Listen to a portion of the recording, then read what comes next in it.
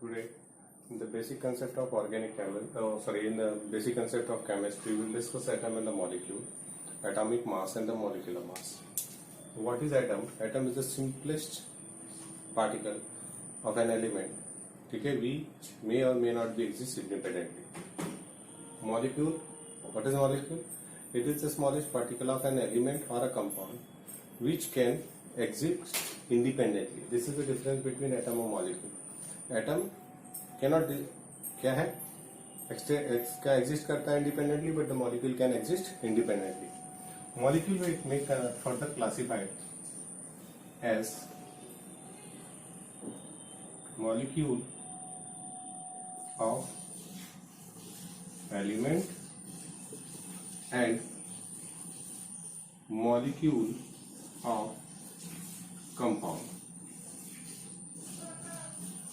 Molecule of element or molecule of a compound. Molecule of element means if the molecule formed by the combination of same kind of atoms or same kind of atom of the same kind of element. Like हमारे पास क्या है, जैसे हमने लिखा H2, O2, N2, तो they are the molecule formed by the combination of same kinds of atoms. Second is a molecule of a compound.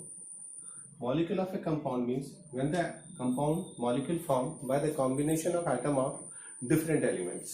Like if you take H2O, CO2, so they are called molecule of a compound. So H2O2 and 2 is a molecule of element. Water and the CO2 is called the molecule of a compound. Molecule of element is can further classified as monoatomic, diatomic and polyatomic. Mono means one, di means two, poly means more than two.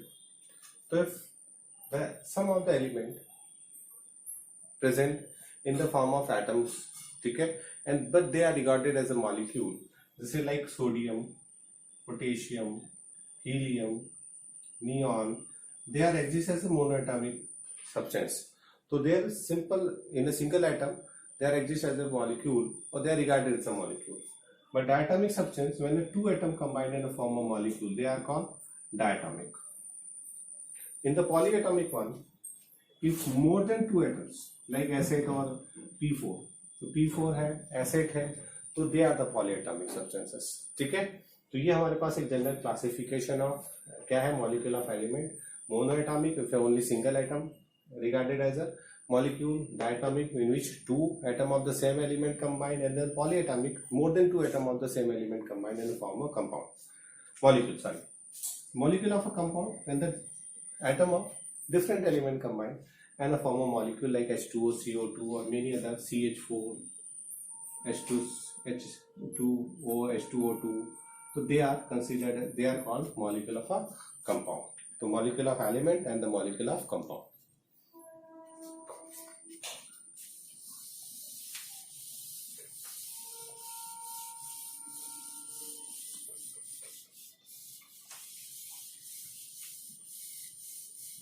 Next is atomic mass and the molecular mass. The first one is we will discuss atomic mass. जब हमको atomic mass calculate करना हो, तो जब भी हम किसी भी चीज का मास कैलकुलेट करते हैं तो वहां हमें एक रेफरेंस एलिमेंट की जरूरत है, रेफरेंस सब्सटेंस की जरूरत होती है. सपोज कि if you want to buy 1 kg of wheat, तो आप कैसे खरीदोगे, तो आप 1 kg कैसे मेजर करोगे. तो हम क्या करते हैं, केजी का एक वेट लेते हैं, उसके बगल में हम क्या करते हैं, राइस रखते हैं, दोनों को वेट करते हैं और देखते हैं कि दोनों इक्वल अमाउंट में है कि नहीं. तो वहां रेफरेंस हम क्या लेते हैं, वेट लेते हैं, रेफरेंस सब्सटेंस. सेम एज जब हमें एलिमेंट के एटॉमिक मास को कैलकुलेट करने की जरूरत हुई, तो we need some reference element. In earlier centuries hydrogen is taken as a reference element. Because why? Because hydrogen is the simplest particle. After 1858 scientists took oxygen as a reference element because most of the elements combined with the oxygen and form a compound. That's why. But in the 1961, IUPAC taken carbon 12, the most stable isotopes of carbon is carbon 12 as a reference element. ठीक है, उन्होंने उसको reference element लिया और उन्होंने कहा कि ये हमारे पास कौन सा रेफरेंस एलिमेंट लिया, उन्होंने carbon 12. Most stable form of carbon is having atomic mass 12. उसके atomic mass को क्या माना गया? 12 माना गया, and they are considered as a reference element. अब यहाँ पे अगर हमको atomic mass कैलकुलेट करना, तो उन्होंने कहा कि सबसे पहले इन्होंने कहा कि किसी का भी मास ऑफ एन एलिमेंट क्या है? मास of an element is number of time heavier than 1/12 of carbon 12 is called atomic mass. तो एटॉमिक मास की क्या डेफिनेशन आ गई? Mass of an element is number of time heavier than 1/12 of carbon 12. तो ये आ गया आपका एटॉमिक मास.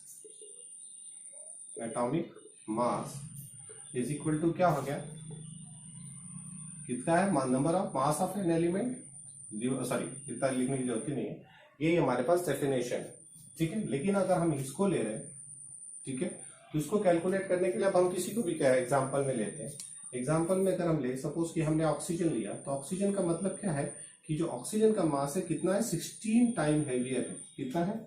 16 टाइम हेवियर है than atomic, than 1/12 of carbon 12. It means इसका मास कितना हो गया? 16.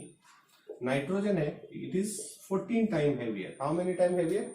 14 टाइम हेवियर देन किससे? 1/12 ऑफ कार्बन 12 से. इसलिए नाइट्रोजन का एटॉमिक मास कितना कंसिडर किया जाता है? 14. क्लियर है?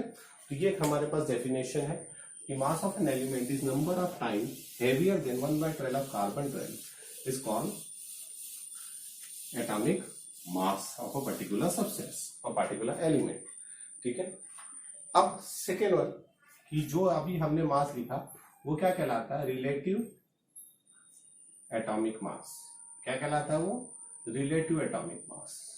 बट बिफोर रिलेटिव एटॉमिक मास हम एक और चीज पढ़ते हैं, कॉल्ड AMU. क्या पढ़ते हैं? AMU. ठीक है. AMU atomic mass unit. अब ये एटॉमिक मास यूनिट क्या होती है? तो ये होता है, हम कहते हैं atomic mass unit is equal to 1/12 of mass of one atom of carbon 12. ठीक है. कितना? कार्बन 12 के मास को हमने कितना मान लिया था? 12. तो डिवाइडेड बाय 1/12 कितना लिया गया? 1 atomic mass unit. But actually 1 atom of carbon 12 का मास कितना होता है? तो इसका जो मास होता है, mass of 1 atom of carbon 12 is equal to होता है 1.9924 into 10 to the power minus 23 ग्राम और 1.9924 into 10 to the power minus 23 kilogram, sorry 26 kilogram. ठीक है. ये होता है हमारे पास. तो हमें केजी से तो यहाँ बहुत जरूरत नहीं है. हमने क्या लेंगे? ग्राम में लेंगे. ग्राम में हमने मास कितना लिया? ये मास होता है कार्बन का actual mass. 1 atom of carbon का मास होता है 1.9924 into 10 to the power minus 23 ग्राम. अब तो एक AMU कितना हो जाएगा हमारे पास? 1.9924 into 10 to the power minus 23 divided by कितना होगा? 12. तो ये आ जाता है 1.66 into 10 to the power minus 24 gram. This is called 1 atomic mass unit. इन ठीक है कि क्या कहलाती है? 1 atomic mass unit. In place of AMU nowadays we are using U, unified mass. ठीक है. तो ये हमारे पास है एटॉमिक मास यूनिट. अब हमारे पास एटॉमिक मास यूनिट कितनी आ गई? इतनी आ गई. अब हमें क्या कैलकुलेट करना है? Atomic mass. तो अब हम जो भी रिलेटिव एटॉमिक मास कैलकुलेट करते हैं वो इसके बेस पे करते हैं.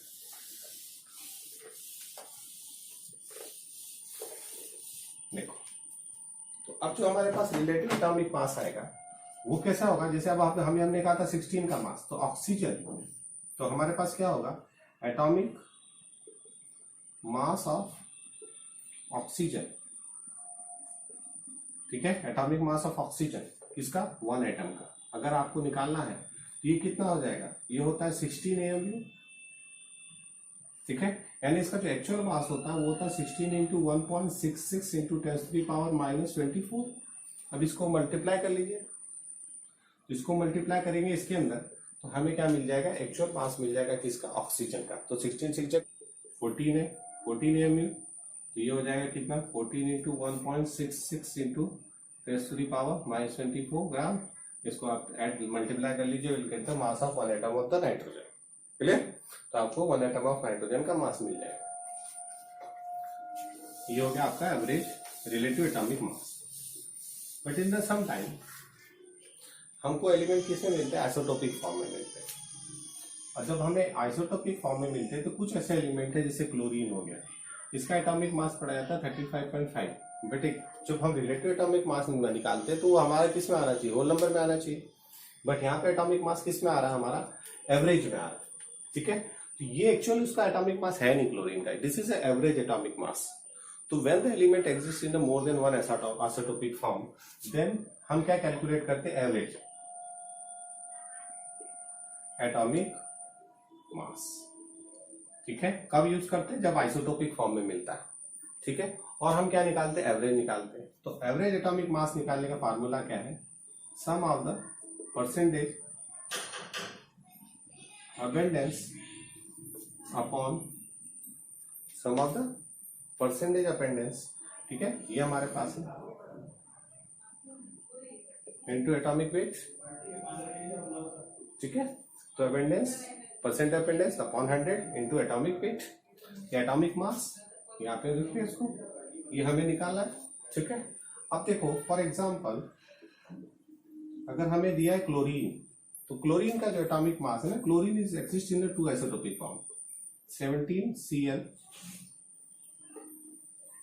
Chlorine exist in 2 isotopic form 17Cl35 and 17Cl37। ये 2 आइसोटोपिक फॉर्म में हमें क्लोरीन मिल रहा है। अब हमें इसका क्या निकालना है?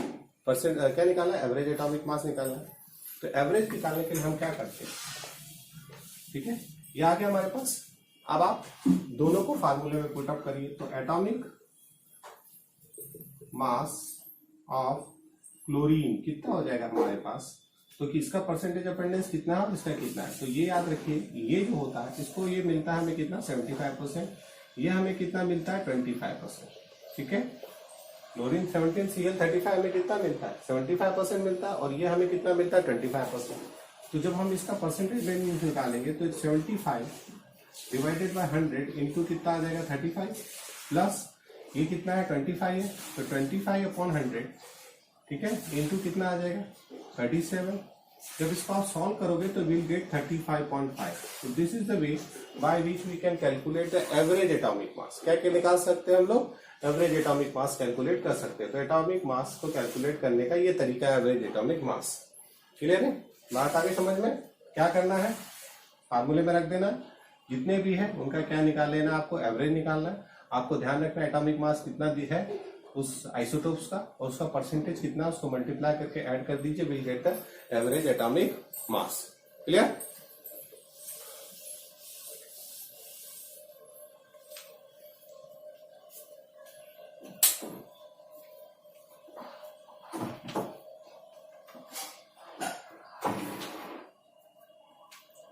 Okay, take another example. हम एनसीईआरटी का एक एग्जांपल लेते हैं। ठीक है, the carbon 1% is given. NCERT example है 12C, 13C, 14C. It is a 98.892, 1.108. There is a 2 into 10 to the power 8.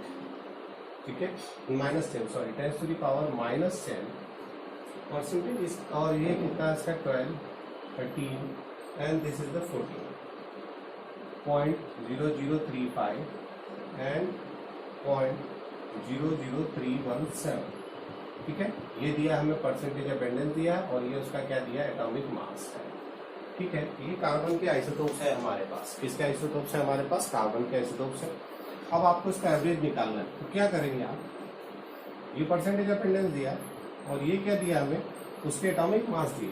ठीक है, अब आपको निकालना है यहाँ पे एटॉमिक मास ऑफ कार्बन।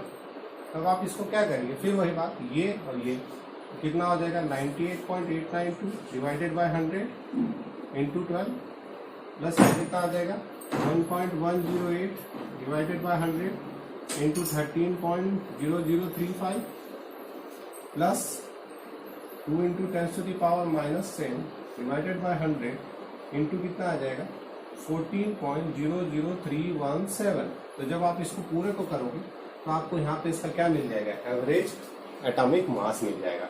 अब आप उसको मल्टीप्लाई करिए, डिवाइड करिए, then will get the average atomic mass. It will be equal to 12.011 Newton.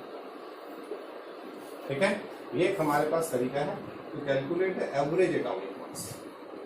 क्या निकालने का तरीका है ये, एवरेज। क्लियर? एवरेज में हमेशा क्या करना है, परसेंटेज लिखो, 100 से डिवाइड करो, एटॉमिक मास में मल्टीप्लाई करो एंड देन एड इट, आपको उसका वैल्यू मिल जाएगा। तीसरी चीज जो हमारे पास होती है वो है ग्राम मॉलिक्यूलर मास, ग्राम एटॉमिक मास। तीसरी चीज हमारे पास क्या है, ग्राम atomic mass. What is the third one? Third one is the gram atomic mass. And what is the gram atomic mass? How to calculate? Actually, when the atomic mass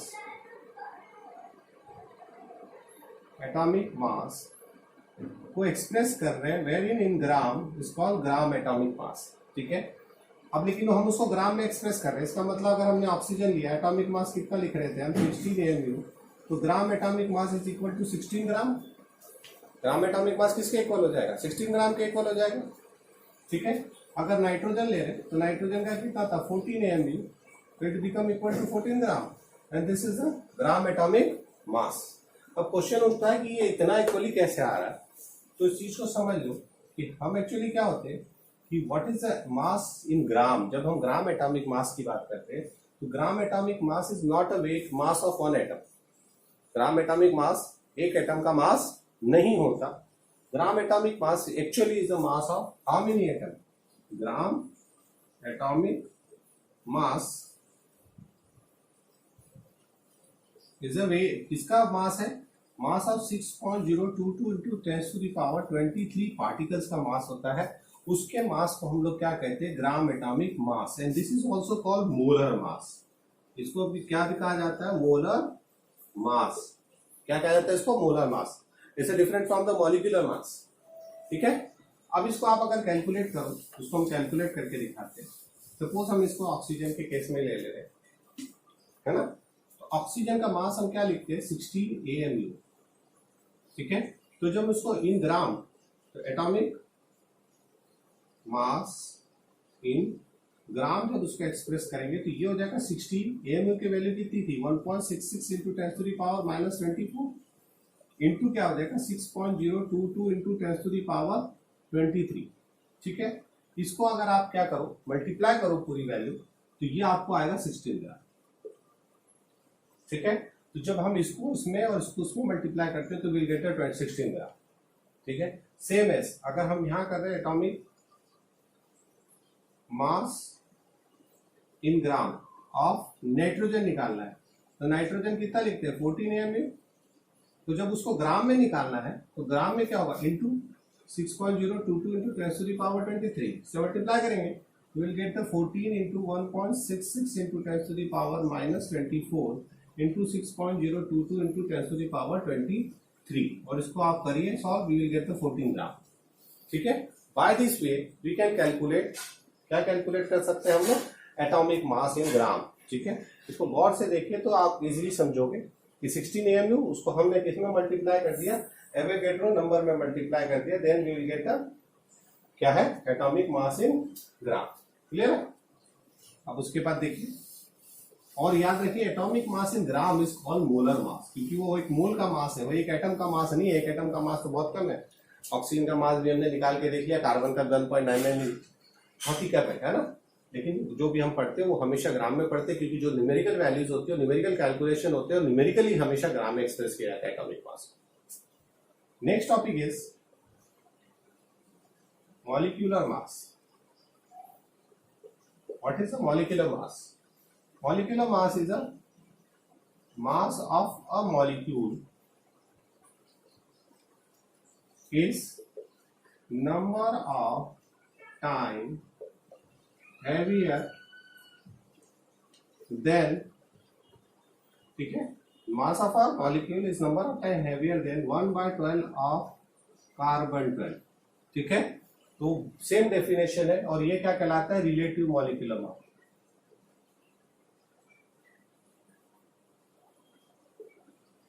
ठीक है, एक तो ये तरीका है कि मास ऑफ अ मॉलिक्यूल भी same definition है, जहां एटॉमिक की जगह हमने मास ऑफ मॉलिक्यूल कर दिया, बाकी डेफिनेशन सेम है, जितना नंबर ऑफ टाइम हेवियर होगा कार्बन बाय 12 कार्बन 12 से उसका मॉलिक्यूलर मास।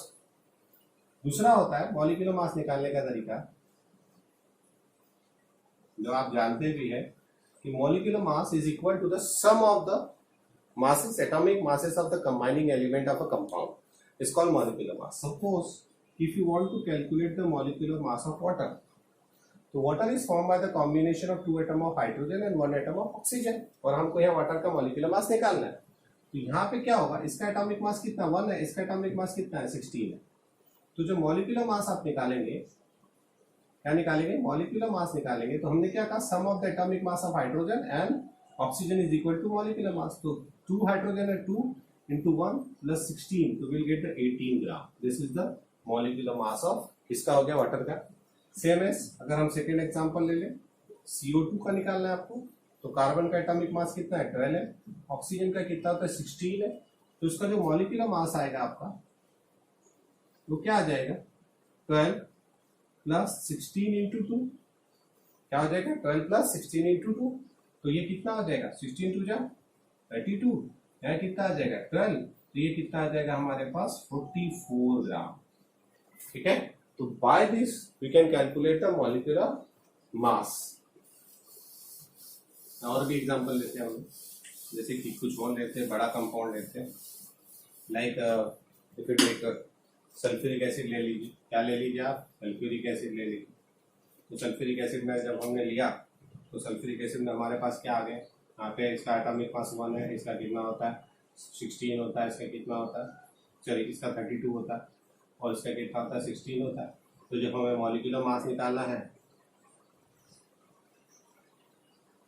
ठीक है, तो ये कितना हो जाएगा हमारे पास 2 into 1 फिर हाइड्रोजन के लिए, प्लस कितना हो जाएगा 32 सल्फर का, प्लस 16 ऑक्सीजन का, how many oxygen 4 multiply by 4, तो यहाँ कितना आ गया 2 प्लस ये कितना हो गया 32 प्लस ये कितना हो गया 64, आप इसको ऐड कर लीजिए, आ जाएगा 98। This is the molecular mass of H2SO4। Clear हो गया? ठीक है, और अनदर वे मॉलिक्यूलर मास को दूसरा फार्मूला हमारे पास है मॉलिक्यूलर मास इन ग्राम। मॉलिक्यूलर मास इन ग्राम, तो मॉलिक्यूलर मास इन ग्राम उतना ही होता है जैसे कि ग्राम में एक्सप्रेस कर दो। अब इसका मॉलिक्यूलर मास यहाँ पे हमने एमयू लिख दिया, अगर इसी को हम ग्राम में एक्सप्रेस करेंगे तो विल गेट द 98 ग्राम।